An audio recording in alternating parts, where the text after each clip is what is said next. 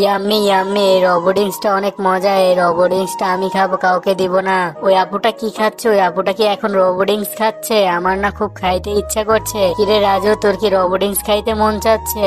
চল বাসায় চল রাজু, তোকে রবডিংস বানিয়ে দেই। এই দুইটি ফল দিয়ে তোর জন্য খুব সুস্বাদু একটি রবডিংস বানিয়ে দিব।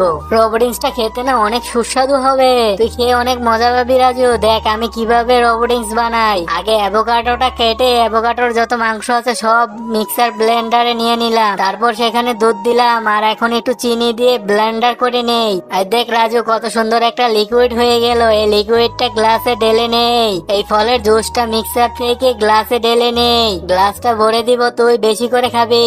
আরো এখানে তোর পছন্দের আঙ্গুর ফল দিয়ে দিব। এই নে রাজু, খেয়ে দেখ কেমন হয়েছে। দেখ রাজু, তুই ড্রিঙ্কস খেতে গিয়ে তোর কত সুন্দর একটি মুছ হয়ে গেল। আম্মু তোমারও তো মুছ হয়ে গেছে। অনেক মজা। বন্ধুরা তোমরা এখনই চ্যানেলটিকে সাবস্ক্রাইব করে